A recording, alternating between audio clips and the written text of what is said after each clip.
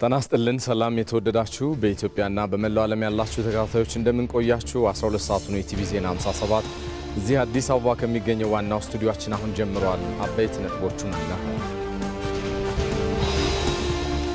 ኢትዮጵያ ያከናወነቻቸው ያሉ የልማት ስራዎች ውጤታማ የሆኑት መንግስታዊ ሙስናን ለመከላከል በመቻሉ ስለመሆኑ ከንቲባ አዳነች አቤቤ ተናገሩ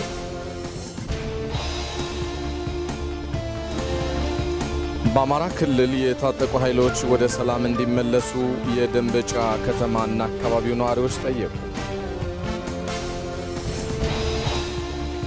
አሜሪካና ጃፓን የጋራ ወታደራዊ አየር ላይ ልምምዶችን ስለማድረጋቸው ከውጭ መጣ።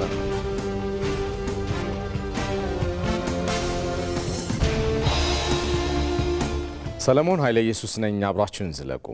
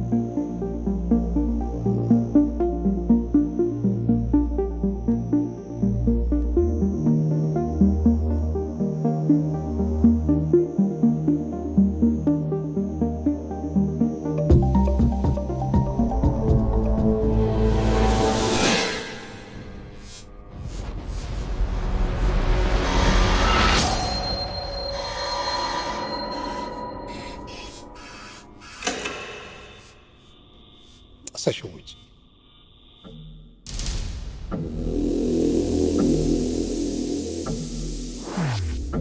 تشوج بطبع بركك منها ببلعت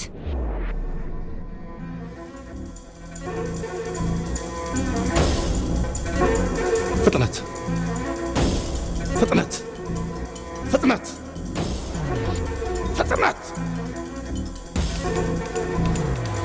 فطنت فطن فطن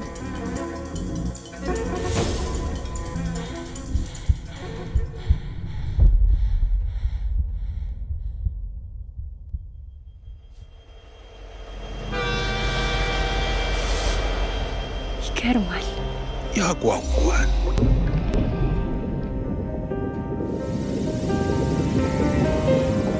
ያማል ያበሳጫል ያንገበግባል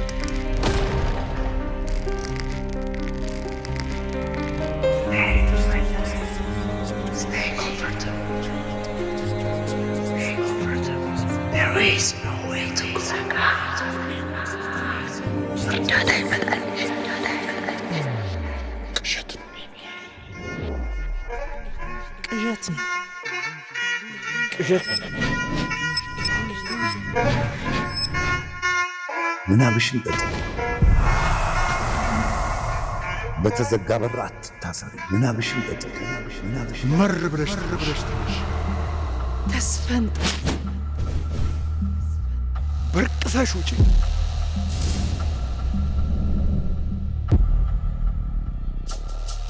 በራስሽ መንገድ ሂጂ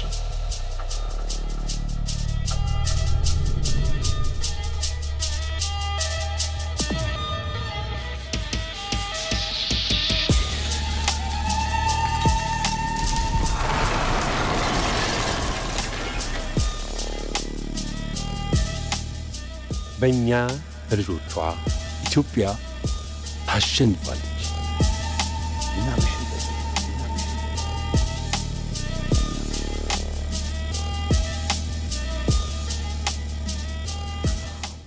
ቀደም ሲል የተከታተላችሁ ዘለግ ያለው ማስታወቂያችን እንግዲህ ኢትዮጵያ የተለያዩ ስብስብ ችግሮችን እያለፈች መጻኢ ዕድልና ጣፈንቷን ደግሞ በአዳዲስ የፈጠራና የፍጥነት ስራዎች ማለፍ እንዴት እየቻለች እንደሆነም የሚያመላክት ነበረ። እንቀጥላለን። በቅድሚያም ኢትዮጵያ እያከናወነቻቸው ያሉ የልማት ስራዎች ውጤታማ የሆኑት መንግስታዊ ሙስናን ለመከላከል በመቻሉ ስለመሆኑ ከንቲባ አዳነች አቤቤ ተናገሩ። 22ኛው ዓለም አቀፍ የጸረ ሙስና ቀን በዚህ በአዲስ አበባ ተከብሯል። ዘጋቢያችን ሳምሶን ገሉ ተከታትሎታል።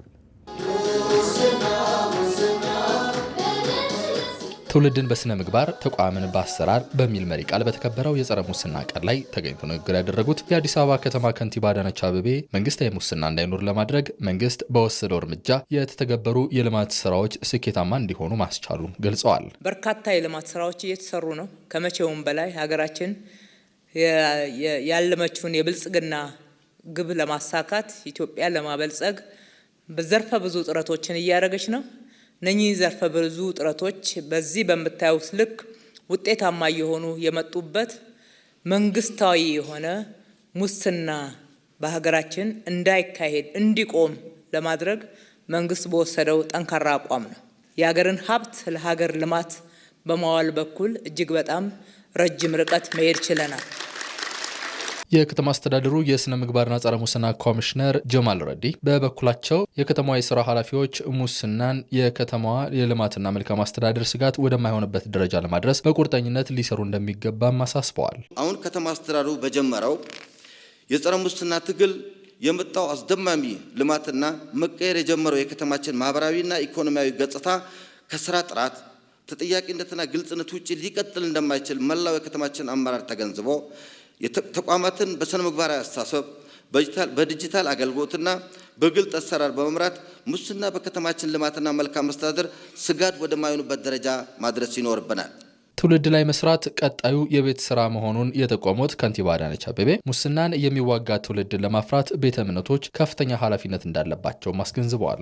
አንዱና የመጀመሪያው ትልቁ የቤት ስራችን ትውልድ ላይ የሞራል ልዕልና እንዲበለጽግ ስር የሰደደ ተረቶቻችንና ሙስናን የሚያበረታቱ አነጋገሮችና ምን ቸገረኝ የሚሉ ግዴለሽ አካሄዶችን በመዋጋት ነው። በዚህ በኩል የመንግስት መስሪያ ቤቶች አሰራራቸውን እያጠናከሩ ኃላፊነታቸውን እየተወጡ ሙስናንም ለመዋጋት የሚያስችል ምቹ ሁኔታ እየፈጠሩ በመሄድ በኩል የአንበሳውን ድርሻ ይወስዳሉ። ቀዳሚ ኃላፊነትም አለባቸው። ከዛ ባለፈ ግን እዚህ የተገኛችሁም እዚህ ያልተገኛችሁም ቤተ እምነቶች፣ የሃይማኖት ተቋማት፣ ትምህርት ቤቶች እንዲሁም የተለያየ ሲቪክ ማህበራት ተቋማት ሙስናን የሚጸየፍ በተግባርም በአመለካከትም የሚጸየፍ ትውልድ እንድናፈራ ከፍተኛ ኃላፊነት አለባቸው። ከንቲባው አክለውም አመራሩ ኃላፊነቱን በአግባቡ በመወጣት አሰራሮችን ግልጽ በማድረግ ከሰው ንክኪ ነፃ ሆነን ህዝባችንን ልናገለግል ይገባል ሲሉም መልእክታቸውን አስተላልፈዋል። በሌላ ዜና በዚህ በአዲስ አበባ አገልግሎት አሰጣጥን ይበልጥ የማዘመን ስራዎች ተጠናክረው እንደሚቀጥሉ የአዲስ አበባ ከተማ አስተዳደር ከንቲባ አዳነች አቤቤ ተናገሩ። አገልግሎት አሰጣጥን የሚያሳልጡ ስማርት የወረዳ አስተዳደር ህንፃዎች ተመርቀው ስራ ጀምረዋል። ሩት ወርቁ የተሻለ አገልግሎት አሰጣጥ ስርዓትን ለመፍጠር አገልግሎቶችን በቴክኖሎጂ ለመደገፍ የተለያዩ ስራዎች እየተሰሩ መሆናቸው ይታወቃል። በአዲስ አበባ አገልግሎትን በማዘመን የህብረተሰቡን ተጠቃሚነት የሚያሳድጉ ስራዎች ተጠናክረው እንደሚቀጥሉ ነው የአዲስ አበባ ከተማ አስተዳደር ከንቲባ አዳነች አቤቤ ጠቆሙት። በዚህም በመዲናዋ አገልግሎት አሰጣጥን የሚያሳልጡ ስማርት የወረዳ አስተዳደር ህንፃዎች ተመርቀው ለአገልግሎት ክፍት ሆነዋል። እያደገ ለመጣው የህዝብ አገልግሎት ፍላጎት በቂ ምላሽ መስጠት የሚያስችሉ ዘመኑን የዋጀ አሰራርን ተግባራዊ ማድረግ ጊዜው የሚጠይቀው መሆኑም ተመላክቷል። እነኚህ የወረዳ ህንፃዎች ከተማችን ወደ ህዝብ ቀረብ ብሎ ለማገልገል ያለውን ፍላጎት ብቻ ሳይሆን ደግሞ ምን ያህል ቁርጠኛ እንደሆነ ማሳያዎች ናቸው። ለህዝብ ቅርብ በመሆናቸው የተነሳ ህዝብ ሳይንገላታ ከአንዱ ጽህፈት ቤት ወደ ሌላው መመላለስ ሳያስፈልገው በአንድ ማዕከል ላይ ሁሉንም የአገልግሎት አይነቶች ማግኘት እንዲችል የተሳለጠ፣ የተናበበ፣ የተቀናጀ፣ ፈጣን፣ ዘመኑን የዋጀ አገልግሎት ለመስጠት የሰራነው ስራ ነው። አገልግሎት ሰጪዎች በክህሎትና በአመለካከት የዳበሩ እንዲሆኑ እየተሰራ መሆኑን የጠቆሙት ከንቲባዋ በዚህ ረገድ የመዲናው አመራር አባላት የሚጠበቅባቸውን ኃላፊነት ሊወጡ እንደሚገባም ጠቁመዋል። በውስጡ ልክ እንደ ህንፃው ያማረ ጽድት ያለ አገልግሎት መስጠት ነው። ያንን ከግብ በማድረስ በኩል የፐብሊክ ሰርቪስ ቢሮአችን በየደረጃው ያላችሁ አመራሮች ቀጣይ የቤት ስራችሁ ነው ማለት ነው። በዋናነት የገነባንበትን ግብ ማሳካት ነው። ያንን ግብ ለማሳካት በእኛ በኩል እንደ ከተማ አስተዳደሩ ትልቅ ቁርጠኝነት አለን። ለቁርጠኝነታችን እዚህ ጋር ያፈሰስነው ሀብት ጭምር ማሳያ ነው። አገልጋዮች በዛ ደረጃ ራሳችሁን ማዘጋጀት፣ ከዘመኑ ጋራ መዘመን፣ የዘመን አስተሳሰብን ይዞ በዘመናዊ የሆነ መንገድ ለሁሉም እኩል አይን በእኩል ስታንዳርድ አገልግሎት መስጠትን እንድትላበሱ እንድትላመዱትም አደራ ማለት እወዳለሁ። በይፋ የተመረቁት ስማርት አገልግሎት መስጫ ህንፃዎችን ደረጃ በደረጃ በሌሎች ክፍለ ከተሞችም የማስፋፋት ስራ እንደሚሰራም ተመላክቷል። ዛሬ በእነኚህ ወረዳዎች ላይ ይፋ ያደረግናቸው የአገልግሎት መስጫ ማዕከላት የወረዳ ስማርት ህንፃዎች ወይም ደግሞ ማዕከላት በሁሉም ወረዳዎቻችን በ119 ወረዳዎቻችን የሚሰፉ ናቸው። ዘላቂ ልማት ነው የምንገነባው። ለአስተዳደር ህንፃዎቹ ግንባታ አስተዋጽኦ ላበረከቱ አካላት እውቅናም ተሰጥቷል። በኢትዮጵያ ያለን የማዕድን ሀብት በእቅድ ከተመራ ወደ ብልጽግና ማስፈንጠሪያ እንደሚሆን ይታመናል። ከቅርብ ዓመታት ወዲህ በማዕድን ዘርፍ ላይ በተሰሩ ስራዎች ከፍተኛ ውጤት እየተመዘገበም ይታያል። በጉዳዩ ዙሪያ ዘጋቢያችን አቤል ሙልጌታ ተከታዩን ዘገባ አጠናቅሯል። የመደመር መንግስት ሀገር በብዛ ኢኮኖሚ ላይ እንድትመሰረት ሲያደርግ ከለያቸው 5 የኢኮኖሚ ዘርፍ ምሰሶዎች መካከል የማዕድን ሀብት አንዱ ነው። ኢትዮጵያ ከወርቅ እስከ ሳፋይር የከበሩ ማዕድናት፣ ነዳጅና የተፈጥሮ ሀብት እንዲሁም ፕላቲኒየም፣ ፖታሽ፣ ሊቲየም፣ ታንታለም፣ መዳብና የተለያዩ ብረታ ብረቶች እንዲሁም ሌሎች ማዕድናትም የሚገኙባትም ሀገር ናት። በሁሉም አቅጣጫ የኢትዮጵያ ከርሰ ምድር በእነዚህ ከፍተኛ ኢኮኖሚ ምንጭ በሆኑ ሀብቶች የበለጸገ ቢሆንም ታዲያ ከዘርፉ እንደ ሀገር መጠቀም ሳይቻል ዘመናት ተቆጥረው ዛሬም ኢትዮጵያውያን ከሀብት ማማ ግርጌ ላይ ናቸው። በመሆኑም የመደመር መንግስት ከቅርብ ዓመታት ወዲህ ባስቀመጠው አቅጣጫ መሰረት ማዕድን ለሀገር እድገት ሚናውን እንዲወጣ የተጀመሩ ስራዎች ሳይውል ሳያድር ተጨባጭ ለውጥን ማሳየት ጀምረዋል። ነገሩ ለዚህ የበቃው ደግሞ ማዕድን ሀብት ላይ የነበሩ ብልሹ አሰራሮችን በመፍታትና ኢንቨስትመንትን በማሳደግ ጭምርም ነው። የማዕድን ሀብት የህዝብ ሀብት እንደሆነ የሚያስቀምጠው የመደመር እሳቤ በተለይም በዘርፉ ላይ የሚሰሩ ስራዎች በእቅድ መመራት እንዳለባቸውም ያስቀምጣል። ማዕድን የዜጎች ሀብት ነው፣ የሚያስተዳድረው ግን መንግስት ነው። ለምን? ማዕድን ዩኒቨርሳል አይደለም፣ ውስን አላቂ አንድም ማህበረሰብ የሚያስፈነጥር ስለሆነ የህዝብ ሀብት ነው። የሚያስተዳድረው መንግስት ነው። የሚያነቃቃው ግን ሁለንተናዊ የኢኮኖሚክ እድገትን ማረጋገጥ ነው። አለ በቂ አይደለም።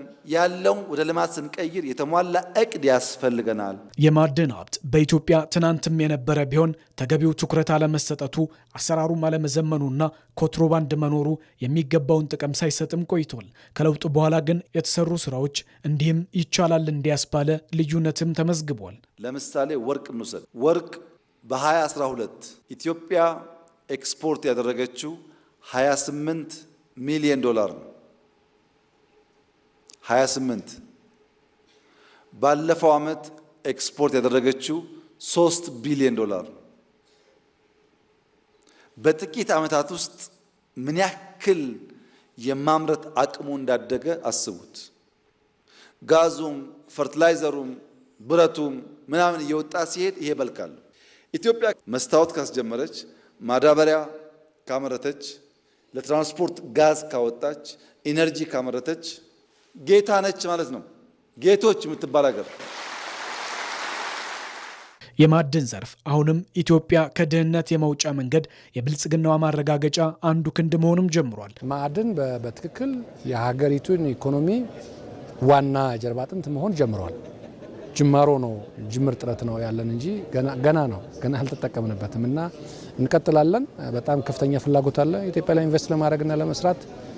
የበለጠ አሰራር ስርዓቶቻችን አብረን መስራታችንን እያጠናከር ከሄድን ኢትዮጵያ ከድህነት ለመውጣት የምታደርገውን ጥረት በከፍተኛ ሁኔታ ይሄ ዘርፍ ያግዛል ብለን ነው የምናስበው። 2017 አፈጻጸም ስታየው ከ8.3 ቢሊዮን አካባቢ ካገኘነው የውጭ ምንዛሬ ከ3.6 ቢሊዮን በላይ የሚሆነው የሀገሪቱ የማዕድን ምርት ዘርፍ ነው። በተለይም ከለውጥ በፊት የማዕድን ዘርፉ የሚመራበት አግባብ ግጭትና ብልሹ አሰራር የሚበረታበት ከሀብት ምንጭነት ይልቅ ስጋት የሚያይልበት ሆኖም ነበር። እዚህ ሸጎሌ አካባቢ ከሚገኘው ስቱዲዮአችን በቀጥታ ስርጭት እየተላለፈላችሁ የሚገኝ የመጀመሪያው ምዕራፍ ኢቲቪ ዜና 57 እንደቀጠለ ነው። ዲጂታል ኢትዮጵያ 2030ን እውን ለማድረግ አመራሩን በዲጂታል ቴክኖሎጂ ማብቃት እንደሚያስፈልግ ተገለጸ። የአመራሩን የዲጂታል ክህሎት በማዳበር በኩልም ዩኒቨርሲቲዎች ሚናቸው የጎላ ስለመሆኑ ይገለጣል። በጉዳዩ ዙሪያ ሰናይት ብርሃኔ ባልደረባችን ተከታዩን ይዛለች። የዲጂታል ኢትዮጵያ ሽግግር በአካል ከሚደረጉ ግንኙነቶች ወጥቶ የዲጂታል አሰራሮችን በመተግበር ወደ ዲጂታል ኢኮኖሚ ለመድረስ የሚደረግ ጥረት ነው። ኢትዮጵያም የዲጂታል ኢትዮጵያን ስትራቴጂ ቀርጻና ጽድቃ ወደ ስራ ገብታለች። ከዚህ አለፍ ሲልም ዲጂታል ኢትዮጵያ 2025ን እውን በማድረግ ዲጂታል 2030ን ጀምራለች። የተጀመረውን ዲጂታል 2030ን እውን ለማድረግ ደግሞ የአመራሩን የዲጂታል ቴክኖሎጂ ክህሎት ማሳደግ ይገባል። አመራሩን መደገፍ፣ አመራሩ ግሎባል ኖሌጅ እንዲኖረው በተለይ ዛሬ ጊዜ የዲጂታል እድገት ሁኔታ በአንድ ሀገር ላይ ብቻ የተሰበሰበ አይደለም። የአንዱ ሀገር የሚደረገው የዲጂታል ልማት ሌላው ሀገር ኢምፓክት ያደርጋልና ዓለም አቀፋዊ ይዘት እየያዘ ስለመጣ ይህንን ግሎባል የሆነ አንደርስታንዲንግ ያለው ሊደርሺፕ ያስፈልጋል። ባለፉት 5 ዓመታቶች የዲጂታል ኢትዮጵያን ስተገብር ነበረ። በዚህም ትልቅ ለውጥ በሀገራችን ታይቷል። አሁን በቀጣይም ይህንን ለውጥ ለማስቀጠል የግሎባል ሊደርሺፕን በተለይ የዲጂታል ግሎባል ሊደርሺፕን ተረድቶ የሚተገብር የለውጥ አመራር ያስፈልገናል። የዲጂታል ቴክኖሎጂ አቅምንና አጠቃቀምን በሚፈለገው ደረጃ በማሳደግ ለሀገር ሁለንተናዊ እድገት ለማበርከት ደግሞ ዩኒቨርሲቲዎች ሚናቸው የጎላ ነው። ዲጂታል ኢትዮጵያን እውን ለማድረግ ከሚያስፈልጉ ነገሮች አንደኛው አመራር ነው። እኛ እንደ አዲስ አበባ ሳይንስና ቴክኖሎጂ ደግሞ የምንሰራው ዩኒቨርሲቲ ለኢንዱስትሪ ብለን ነው ሞቷችን። በኢንዱስትሪ ውስጥ ያሉ አመራሮችን ብቁ ማድረግ፣ በተለያዩ ትምህርት መስኮች ሄደው በኢንዱስትሪ ውስጥ አገልግሎት እንዲሰጡ ማድረግ እየሰራ ነው የምንገኘው። በርካታ ሰዎችንም እያሰለጠን ነው ያለ ነው። ከዛ በተጨማሪ ደግሞ አመራሮቹ በጋራ በመምጣት የጋራ ችግሮችን በጋራ እንዴት አድርገን መፍታት እንደምንችል፣ በተቋሞቻቸው ውስጥ ያገጠሟቸውን ችግሮች ደግሞ በተማሪዎቻችንም በቅድመ መደበኛም በመደበኛም እንዲሁም ደግሞ በድህረ ምረቃ ትምህርቶች ውስጥ ተሳትፈው ኬዝ ስተዲ ተወስዶ ያንን አጥንተን የምንመራበትን የምናስተካክልበትን መስመር እየሰራን ነው። ኢትዮጵያ ዲጂታል 2025ን እውን በማድረግ ጉዞ ላይ ለዲጂታል ኢኮኖሚ እድገት መሰረት የሆኑ መሰረተ ልማቶችን አሟልታለች። በመሆኑም አሁን ላይ አመራሩ የሀገር ውስጥና ዓለም አቀፍ ሁኔታውን አውቆና ተረድቶ ሊሰራ ይገባል። አሁን ቀጣዩ ስራ የሚሆነው በዚህ በተገነባው መሰረት ላይ የበለጠ ህዝባችንን ተጠቃሚ የሚያደርጉ አገራችን ዓለም አቀፋዊ ተወዳዳሪ እንድትሆን የማድረግ ስራዎች መሰራት አለባቸው። በዚህ ውስጥ እንግዲህ አመራሩ የመጀመሪያው ስራው ምንድነው? ማወቅ ነው። ስትራቴጂያችን ምንድነው ብሎ ስትራቴጂው መገንዘብ አለበት። ሁለተኛ ወደ ተግባር ያሉትን ኦፖርቹኒቲዎች መረዳት አለበት። አሁን ለምሳሌ ከዚህ በፊት ብዙ ጊዜ ለምንድነው ስራዎቻችሁን ወደ ኤሌክትሮኒክ ዘዴ አትቀይሩም በሚባልበት ጊዜ ኢንፍራስትራክቸር የለም፣ ይሄ የለም፣ ያ የለም የሚለው ነገር ነው። አሁን ግን ሰበብ የለም። አሁን ለማንኛውንም አይነት የኤሌክትሮኒክ አገልግሎት በኢትዮጵያ ውስጥ ለመስጠት የሚያስችል መሰረታዊ ስርዓት ተዘርግቷል። ስለዚህ ይህን ኦፖርቹኒቲ ግራፕ አድርጎ ይህን ኦፖርቹኒቲ ወይም የተፈጠረውን እድል በጥንቃቄ አውቆ ወደ ተግባር የሚገባ አመራር ያስፈልገናል። ካለ ዲጂታል ልማት አይመጣም። አሁን ባለንበት ተጨባጭ ዓለም ላይ ዲጂታል የመጨረሻው ስታንዳርድ ነው። ይህ ሲሆን ኢትዮጵያ በዲጂታል ቴክኖሎጂ ልታሳካ ያሰበችውን እድገት እውን ማድረግ ይቻላል። ስራ መሪውን ነው የሚመስለው። አመራሩ በትክክል ገብቶ አውቆ ካልሰራ ከታች ያሉት ባለሙያዎች የሚያመጡትን ለመተቸትም ለመቀበልም ለማስተካከልም ፎርዋርድ ሉኪንግ አመራር ይግድ ያስፈልገናል። ስለዚህ አመራርን ማብቃታችን በዲጂታል አጠቃቀም ሁሉንም ነገር ኢንድ ቱ ኢንድ ያለውን ነገር የሚረዱ አመራሮች በሚኖሩበት ጊዜ የተሳለጠ የዲጂታል ትራንስፎርሜሽን ይኖረናል የሚል እሳቤ ነው ያለን በእኛ በኩል። ይህም ደግሞ የታየ ነው በብዙ መልኩ ከክቡር ጠቅላይ ሚኒስትራችን ጀምሮ በሚሰጡ አመራሮች ነው ሌሎቻችን በዛ መስመር የምንሄደውና በኢንዱስትሪ ውስጥ ያሉ ሰዎችን ማብቃት፣ አመራሮቹን ማብቃት ቦትልኔክ የሚሆኑትን ነገሮች እንዲረዱ ቶሎ ደግሞ የዛ ችግር መፍትሄ እንዲያመጡ የሚያግዛቸው ስለሚሆን ይሄ ትልቅ ፋይዳ አለው የሚል እምነት አለኝ። አሁን ባለንበት ጊዜ ያለ ዲጂታል ቴክኖሎጂ ልማትን ማረጋገጥ የዜጎችን ተጠቃሚነት ማረጋገጥና ከዓለም ጋር እኩል መራመድ አይቻልም። በመሆኑም ኢትዮጵያ የጀመረችውን የኢኮኖሚ እድገት ለማስቀጠልና እንዲሁም ዲጂታል ኢትዮጵያ 2030ን እውን ለማድረግ በዲጂታል 2025 የተሰሩ የዲጂታል የመሰረተ ልማቶችን በአግባቡ መጠቀምና የአመራሩን የዲጂታል ቴክኖሎጂ ክህሎት ማሳደግ እንደሚገባ ይገለጻል።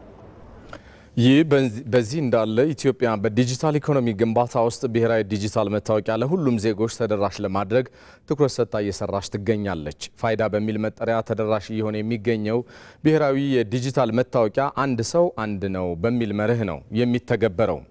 ይህ ደግሞ በሁሉም ዜጋ የሚታወቅ መብቱን እንዲያረጋግጥበት ከማገዙም ባለፈ ከሰነዶች ጋር መሰል ጉዳዮች ያለውን ብልሹ አሰራርና ማጭበርበርን ለመከላከል እንደሚያስችል ይታመንበታል። ባልደረባችን አቤል ሙሉጌታ በተከታዩ ዘገባው ዝርዝሩን ያስቃኘናል። እባክዎ መታወቂያውን ያሳዩን። ይህ በተለያዩ አገልግሎት መስጫ ቦታዎች ላይ የሚቀርብ ጥያቄ ነው። ታዲያ በቀላሉ ተደራሽ የሚሆን መታወቂያ ያሉት እኔ፣ አንተ፣ አንቺ እናንተ ሁላችንም መታወቂያ ማግኘት እንድንችል እድልን የፈጠረ ነው የኢትዮጵያ ብሔራዊ ዲጂታል መታወቂያ። መታወቂያ ማግኘት ሰብአዊ መብት ሲሆን ብሔራዊ ዲጂታል መታወቂያ ደግሞ ለሁሉም ዜጋ ያለምንም አድሎ ተደራሽ የሚሆንበትን አሰራርም ዘርግቷል። በዓለም የተለያዩ ሀገራት ብሔራዊ ዲጂታል መታወቂያን በተለያየ ስያሜ ተግባራዊ አድርገዋል። ለምሳሌ ያክል ህንድን ብንመለከት አድሃር የተሰኘ ብሔራዊ ዲጂታል መታወቂያን ለ1.3 ቢሊዮን ዜጎቿ ተደራሽም አድርጋለች። የአውሮፓ ህብረት አባል ሀገር የሆነችው ኢስቶኒያ ለ98 በመቶ የሚሆኑ ዜጎቿን ተደራሽ አድርጋ 99 በመቶ የሚሆነው አገልግሎቷም በዚሁ በብሔራዊ ዲጂታል መታወቂያ ነው ማግኘት የሚቻለው። በአፍሪካም እንደ ኬንያ፣ ጋና፣ ማላዊና ናይጄሪያ ባሉ ሀገራት ብሔራዊ ዲጂታል መታወቂያ ትግበራ ጅምር ስራዎችም አሉ። ኢትዮጵያ ከ2015 ጀምሮ ፋይዳ በሚል መጠሪያ የሰጠችውን ብሔራዊ ዲጂታል መታወቂያ ተግባራዊ እያደረገችም ትገኛለች። የፋይዳ ቁጥር የምንለው የዲጂታል መታወቂያ ሲሆን ቴክኖሎጂን በመጠቀም የነዋሪዎችን የተመጠነ የባዮሜትሪክ እንደ ጣት አሻራ ያሉ መረጃዎችንና ዴሞግራፊክ፣ ጾታና እድሜ እንዲሁም መኖሪያ አድራሻን መረጃዎች የሚሰበሰብበትም ስርዓት ነው። የፋይዳ ዲጂታል መታወቂያ ምዝገባና ቁጥር አሰጣጥም ወጥ በሆነ መልኩ በሀገር አቀፍ ደረጃም ይሰጣል። የፋይዳ ቁጥር ብሔራዊ መታወቂያ ፕሮግራም የተቀመጠውን ቅድመ ሁኔታ ለሚያሟሉ ነዋሪዎች የሚሰጥ ባለ 12 አሃዝ መለያ ቁጥርም ነው። በተጨማሪም 16 አሃዝ ያለው ተለዋጭ ቁጥርንም ይዟል። ፋይዳ የሚለይበት ሌላኛው መንገድ ደግሞ ካርድ አለመሆኑ ነው። ፋይዳ ቁጥር ያለው ሰው መታወቂያ ያለው ማለት ነው። የፋይዳ መታወቂያን ማሳተም ወይም በካርድ መያዝም አስገዳጅም አይደለም። በኢትዮጵያም 40 በመቶ የሚሆኑ ኢትዮጵያውያን ምንም አይነት መታወቂያ እንደሌላቸው መረጃዎችም ይጠቁማሉ። እነዚህ ሰዎች ታዲያ ማንነታቸውን የሚገልጽ መታወቂያ ስለሌላቸው ከትምህርት፣ ጤና እንዲሁም ፋይናንስና ማንነትን ወይም መታወቂያን ከሚጠይቁ ሌሎች አገልግሎቶች ይገለላሉ ማለት ነው። ለመሆኑ ፋይዳ ዲጂታል መታወቂያ ለዜጎች ምን ያህል ያስፈልጋል? የፋይዳ ዲጂታል መታወቂያ በርካታ ጠቀሜታዎች አሉት። ከነዚህም መካከል የሚከተሉት ይገኙበታል። ማንኛውም ሰው የመታወቅ መብቱንም ያረጋግጣል። ተደራሽና እንዲሁም አካታች መሆኑም አንዱ መለያው ነው። የኢትዮጵያ ዲጂታል ኢኮኖሚ እውን በማድረግም የራሱን አስተዋጽኦም ያበረክታል። እንዲሁም ዜጎች ፍትሐዊ ተጠቃሚነትንም በማረጋገጥ በኩል አይነተኛ ሚናንም ይጫወታል። ፋይዳ ዲጂታል መታወቂያ ያለው የባንክ ሂሳብ ለመክፈት፣ ስራ ለማመልከት፣ የተማሪ መታወቂያዎችን ለማግኘት፣ የታክስ ከፋይ መለያ ቁጥር ወይም ደግሞ ቲን ነምበር ለማግኘት፣ ሰነዶችን ለማረጋገጥ፣ ስምምነቶችን ለመፈረም፣ ውክልና ለመስጠትና የንግድ ድርጅት ለማቋቋም እንዲሁም ሌሎች በርካታ አገልግሎቶችም ሊገኝበትም ይችላል። በርካታ ዜጎች የፋይዳ ዲጂታል መታወቂያ ከቀበሌ መታወቂያ ወይም ከፓስፖርት አሊያም ደግሞ ከመንጃ ፍቃድ በምን ይለያል? ምንስ የተለየ ፋይዳ አለው ሲሉ በተደጋጋሚ ይጠይቃሉ። የቀበሌ መታወቂያ፣ ፓስፖርት ወይም መንጃ ፍቃድ ለአንድ አገልግሎት ብቻ የሚውሉ ሲሆን በአንጻሩ ፋይዳ ግን ሁሉንም የመታወቂያ ስርዓት ያካተተ ነው። በተጨማሪ በቀላሉ የተቀላጠፈ አገልግሎትን ለማግኘት አይነተኛ ሚናንም ይጫወታል። የፋይዳ ዲጂታል መታወቂያን አገልግሎት ለማግኘት የሚጠይቁ መረጃዎች ምንድን ናቸው? አገልግሎቱን ለማግኘት ስም፣ ጾታ፣ ዜግነት፣ አሁናዊ አድራሻና የትውልድ ቀን ብቻ ይጠየቃሉ። በየትኛውም ዕድሜ የሚገኙ ህፃናት ጀምሮ ፋይዳ መታወቂያን መውሰድም ይችላሉ። በህጋዊ መንገድ በኢትዮጵያ የሚኖሩ የውጭ ሀገር ዜጎችም ለፋይዳ መታወቂያ መመዝገብም ይችላሉ። ፋይዳ ከሌሎች መታወቂያዎች በምን ይለያል? ፋይዳ መታወቂያ በተለይም በዋነኛነት ከሌሎች መታወቂያዎች የሚለይበት በብሔራዊ ደረጃ ወጥነት ባለው መንገድ የሚሰጥ መሆኑ ነው። ምዝገባና ቁጥሩም አሰጣጡም እንደዚሁ ወጥ በሆነ መልኩ በአገር አቀፍ ደረጃ የሚሰጥም ነው። በዲጂታል መታወቂያ ስርዓትም የተሰበሰበ ማንኛውም የተመዝጋቢ ግላዊ መረጃ ያለ ተመዝጋቢው ፍቃድ ለሌሎች ሰዎች መግለጽ፣ ማስተላለፍም ሆነ እንዲለወጥ ማድረግ የተከለከለ መሆኑን በአዋጁም ተደንግጓል። ዜናዎቻችን እንደቀጠሉ ናቸው። የተወደዳችሁ በሰው ሰራሽ አስተውሎትና በቴሌ ጤና አገልግሎት በመታገዝ ማህበረሰቡን የሚመጥን የጤና አገልግሎት ተደራሽ ለማድረግ እየተሰራ ነው ሲሉ የጤና ሚኒስትር ዴኤታ ሳህራላ አብዱላሂ ገለጹ። የጤናን ተደራሽነት ለማስፋትና ጥራትን ለማስጠበቅ ሲባል ሰው ሰራሽ አስተውሎትና የቴሌ ጤና አገልግሎት ሚናቸው ከፍተኛ ስለመሆኑም ሚኒስትር ዴኤታዋ አብራርተዋል። የሰው ሰራሽ እንግዲህ አስተውሎት በጤናው ዘርፍ ለጤናው ምርመራ አገልግሎት፣ ታካሚዎች የመረጃ ሕክምና አገልግሎት መመስረትና በርቀት የሚሰሩ የጤና አገልግሎትን መደገፍ ላይ እንዲሁም ለሕክምና አገልግሎት የሚሰበሰቡ መረጃዎች ተመስርቶ የትንበያ ሞዴሎችንም ለመጠቀም ትልቅ አቅም አለው። እንደምታውቁት በጤና ሴክተር ላይ እንግዲህ ከ50 በላይ የሆኑ የዲጂታል ቱሎች ቢኖሩም እነዚህን ግን በኤአይ አናሊቲክስ ሰርቶ ከቁጥር ባሻገር ጉዳዮችን ማየትና በየጊዜው የሚነሱ ወረርሽኞች ምክንያታቸው ቀድሞ ፎርካስት አድርጎ ለፐብሊክ ሄልዝ ኢመርጀንሲውም ምላሽ ለመስጠትና ዘላቂነት ያለው ወይም ደግሞ ጠንካራ የጤና ስርዓት ለመገንባት በምናደርገው ልብርብ የአርቲፊሻል ኢንተለጀንስ የምንላቸው እንዲሁም የቴሌ ሄልዝ አገልግሎታችን ከየትኛውም ጊዜ በላይ ትኩረት የሚጠይቁ ጉዳዮች በመሆናቸው ከሁላችንም የሚጠበቅ ነው ብዬ አስባለሁ። እንደ ሪፖርተራችን ፍሬህይወት ረታ ዘገባ ታዲያ ለሰው ሰራሽ አስተውሎትና ለቴሌ ጤና አገልግሎት አስቻይ መሰረተ ልማት የሆነው የኢንተርኔት ተደራሽነት በኢትዮ ቴሌኮም በኩል እየተሰራ እንደሚገኝም ተብራርቷል።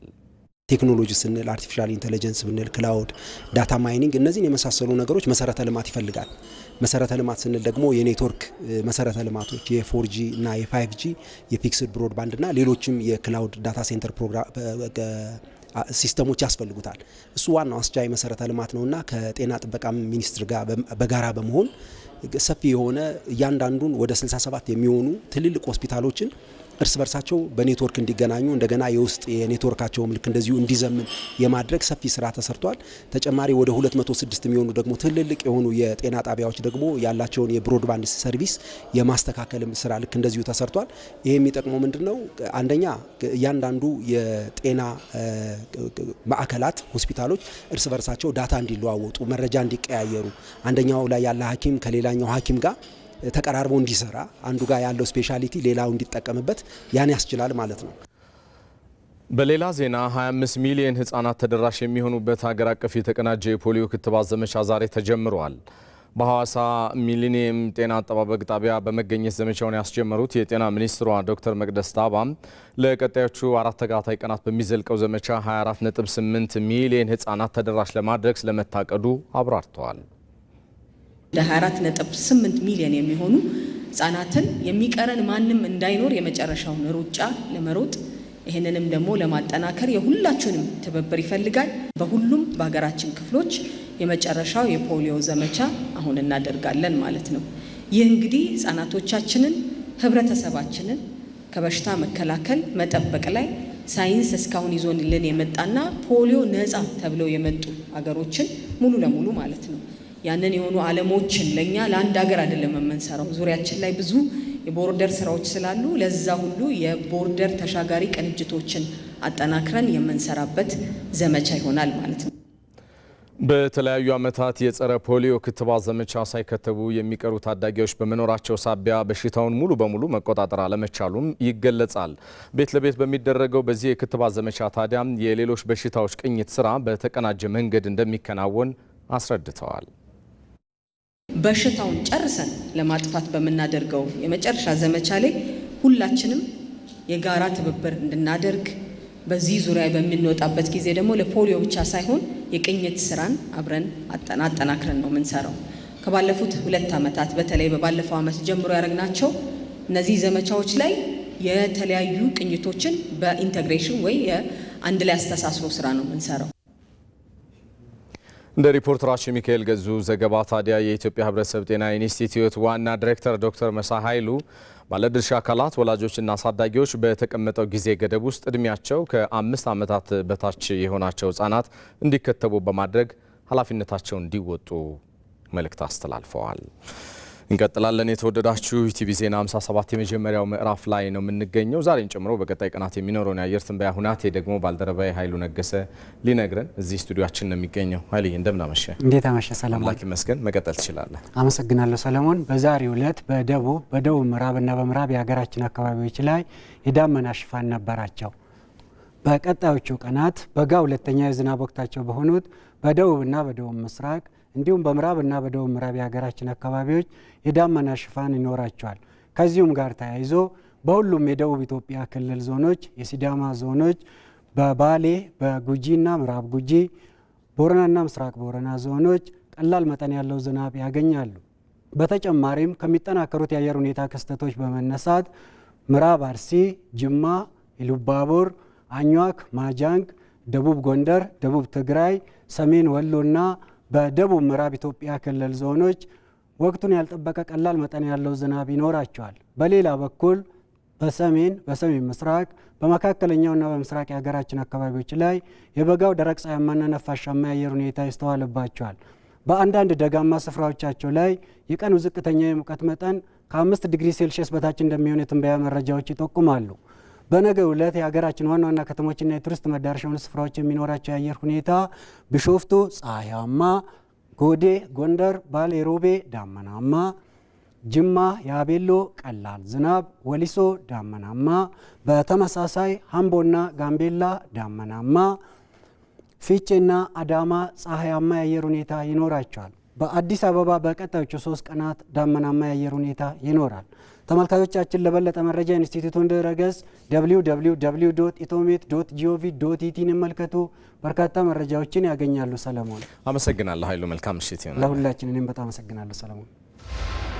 ንፋስ አለ፣ ሃይድሮ አለ፣ ጋዝ አለ፣ ኒውክሌር አለ። ብዙ አይነት አማራጮች አሉት። ማብሪያና ማጥፊያውን ማን ነው የሚይዘው? እሱ የጂኦፖለቲክስ ዲፋይን የሚያደርግ ጉዳይ ነው። የኛን ሀገር እንውሰደው 60% በላይ ህዝባችን በጨለማ ውስጥ ይኖራል ስንል እኮ ምን ማለት ነው? የኢነርጂ ጦርነት ነው ያለው ይባላል።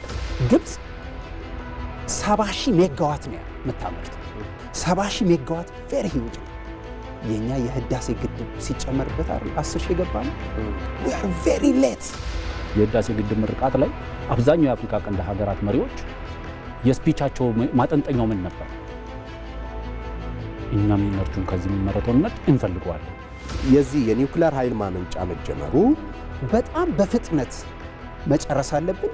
ቀጠናው ላይ የፖለቲካም የኢኮኖሚ ግራቪቲ ለማምጣት ከፈለግን አይ ቲንክ ይሄ በጣም ወሳኙና ትልቁ ጉዳይ ነው ብያለሁ። የሀገር ጉዳይ ዛሬ ምሽት 3 ሰዓት ከሩብ በኢትዮጵያ ቴሌቪዥን። ከኢቲቪ ዜና 57 ጋር ናችሁ። የተወደዳችሁ ቀሪ ጉዳዮቻችንም እንደቀጠሉ ናቸው። በአማራ ክልል የታጠቁ ኃይሎች ወደ ሰላም እንዲመለሱ የደንበጫ ከተማና አካባቢው ነዋሪዎች ጠየቁ። የደንበጫ ከተማ አስተዳደርና አካባቢው ነዋሪዎች የክልሉ ምክትል ርዕሰ መስተዳድር ዶክተር አብዱ ሁሴን በተገኙበት በወቅታዊ የሰላም ጉዳዮች ዙሪያ ውይይት አካሂደዋል። በስፍራው የሚገኘው ዘጋቢያችን ሳሙኤል ወርቃየው ተከታዩን አድርሰውናል። በምዕራብ ጎጃም ዞን የደንበጫ ከተማ አስተዳደርና የደንበጫ ዙሪያ ወረዳ ነዋሪዎች የአማራ ክልል ምክትል ርዕሰ መስተዳድር ዶክተር አብዱ ሁሴንን ጨምሮ ሌሎች የክልሉ ከፍተኛ አመራሮች በተገኙበት በወቅታዊ የሰላም የልማትና የመልካም አስተዳደር ጉዳዮች ዙሪያ ተወያይተዋል። ነዋሪዎች በተለይ ስለ ወቅታዊ የሰላም ጉዳዮች ዙሪያ ባነሷቸው ሀሳቦች ግጭቱ እርስ በርስ ከመጠፋፋት ውጪ ያተረፈልን የለም ሲሉ ሀሳባቸውን ሰጥተዋል። እኔ ከየት ተነሱ የት እንደሚደርስ ግጭቱ ሲነሳ ግጭቱ ማንን እንደሚበላ ሁሉ አውቅ ነበር። እያንዳንዳችንን እንደሚበላ አይተከ የሆኑ ነፍሳትን አጠናል። በርካታ ህይወቶችን አጠናል። ከግራም ከቀኝ ከዚያም ከዚህ ሁሉም የኛ ናቸውና በጣም አዝናለሁ። በየመንገዱ ብትሄዱ እጅግ የሚዘገንን በጸጥታ ኃይሉ ቁጥጥር ስር ስለሆነ እንጂ አንዲት ቀን የጸጥታ ኃይሉ ስራ ቢፈታ ይቺ ከተማ ልትቃጠል የምትችልበት እድል ሰፊ ነው። በስጋትም ሆነ በፍራቻ ክልላቸውን እየለቀቁ ከተማቸውን እየለቀቁ ወደ ሌላ ክልል ወደ ሌላ ከተማ የተሰደዱ ወንድሞቻችን አባቶቻችን አሉ፣ ባለሀብቱ ጨምሮ ማለት ነው። እና ለነዚህ አጠፋም አላጠፋም የምሕረት የሰላም ጥሪ ቢደረግ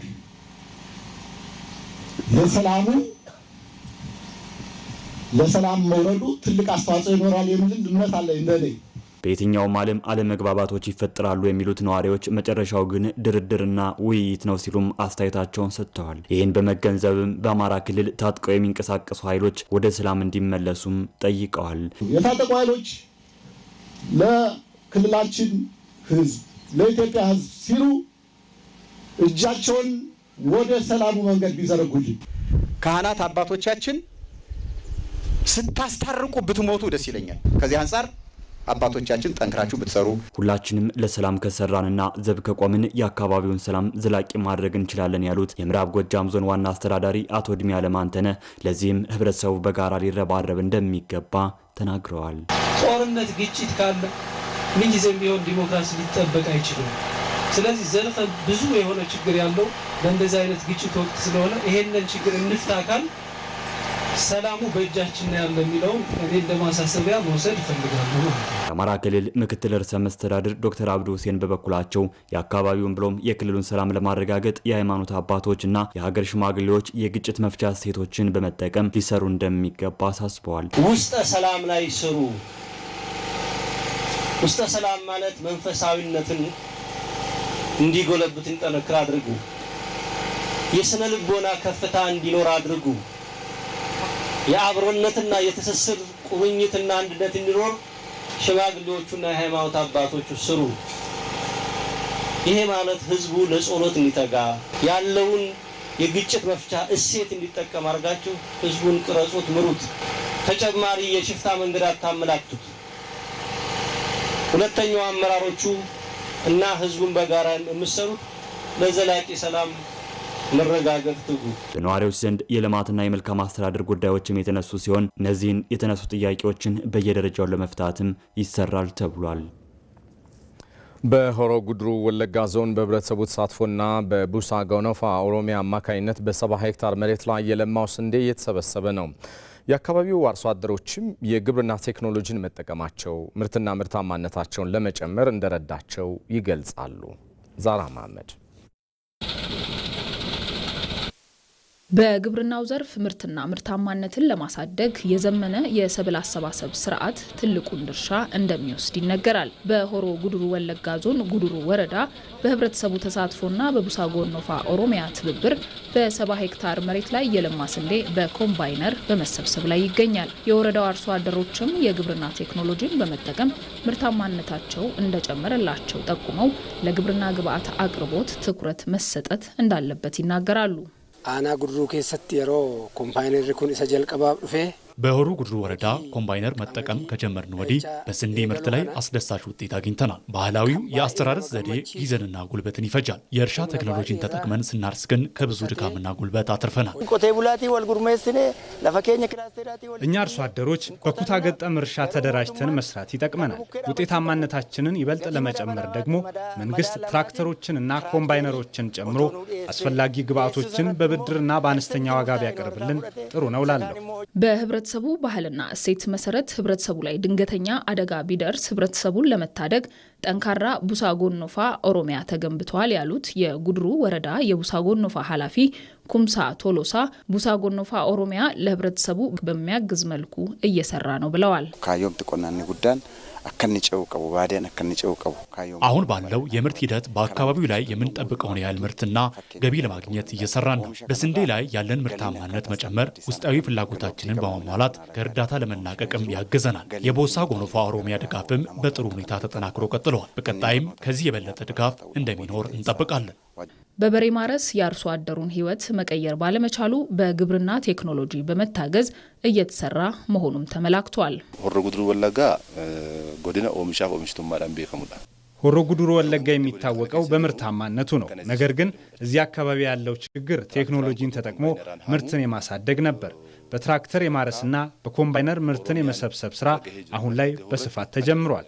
አካባቢው ከዚህ ቀደም ከነበረበት የሰላም ችግር ወጥቶ አሁን ህብረተሰቡ የሰላም አየርን እየተነፈሰ ነው። በመሆኑም ወደ ማምረት መግባቱ ይበል የሚያሰኝና ተጠናክሮ መቀጠል ያለበት ጉዳይ ነው።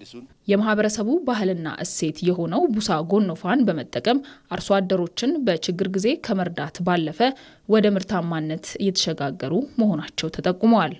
ሀራ ሄክታራ ቶርባተማ ኦል ከንተው ከዚህ ቀደም ጥቅም ላይ ማዋል ያልተቻለን ከ70 ሄክታር በላይ መሬት በኩታ ገጠም በማደራጀት ማረስ ተችሏል። ምርትም እየተሰበሰበ ነው። ከዚህ ቀደም በነበረው የሰላም ችግር ምክንያት አርሶ አደሩ በመሬቱ ላይ ማረስ ማምረትና ልጆቹን ማስተማር አልቻለም ነበር። አሁን ግን ተጨባጭ ለውጥ እየታየ ነው። በቀጣይም ማምረት ብቻ ሳይሆን በዘመናዊ ቴክኖሎጂ በመታገዝ ጭምር ማምረት እንደሚገባም ተነጋግረናል። ዘገባው የሆሮ ጉድሩ ወለጋ ዞን ኮሚኒኬሽን ጽሕፈት ቤት ነው።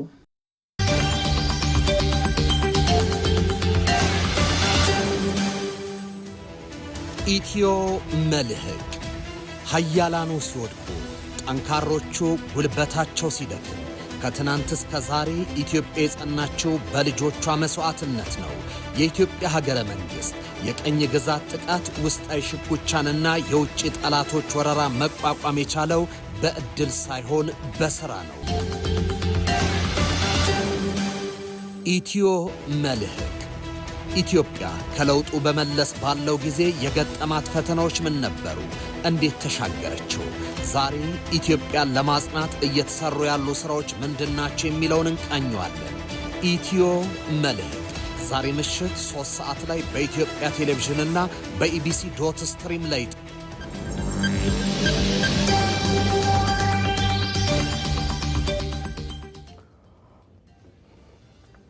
ተመልሰናል። የተወደዳችሁ ዜና በቀጥታ እየተላለፈላችሁ የሚገኘው እዚህ አዲስ አበባ ካለው የኢቢሲ ዋናው ስቱዲዮአችን ነው። ከውጭ የመረጥነው ጉዳይ እናጋራችሁ። አሜሪካና ጃፓን የጋራ ወታደራዊ የአየር ላይ ልምምዶችን አደረጉ። ቻይናና ሩሲያ በጃፓን የአየር ክልል አካባቢ ግዙፍ ወታደራዊ ልምምድ ካደረጉ ከ2 ቀናት በኋላ ነው አሜሪካና ጃፓን የጋራ ወታደራዊ ልምምዶችን ያደረጉት። ጃፓን የተደረገው ወታደራዊ ልምምድ የአካባቢውን የፖለቲካ ወዳጅነትና ግንኙነት የሚቀይር ነው ስትል ገልጻለች። በጃፓንና በአሜሪካ መካከል የተደረገው ይሄው የጋራ ወታደራዊ ልምምድ በቤጂንግና በቶኪዮ መካከል ለሳምንታት የዘለቀው ዲፕሎማሲያዊ ውዝግብ በግልጽ ያሳየ ነው ተብሏል። ወታደራዊ ኃላፊዎች እንዳሉት ታዲያ ልምምዱ ጃፓንና አሜሪካ በአካባቢው ጠንካራ ቁርጠኝነት እንዳላቸው የሚያሳይ ነው ብለዋል። ዘገባው የቲአርቲ ወርልድ ነው። ለመጀመሪያው ምዕራፍ ያልናቸው ዘገባዎቻችን ነኝ ናቸው። የተወደዳችሁ 1 ሰዓት ላይ በሁለተኛው ምዕራፍ ስንገናኝ ከተመራረጡ የቢዝነስና የስፖርት ዘገባዎች ሌሎች ተጨማሪ አዳዲስ ጉዳዮች ይጠብቋችኋል። እኔ ሰለሞን ኃይለ ኢየሱስ ነኝ። በደህና ቆዩ።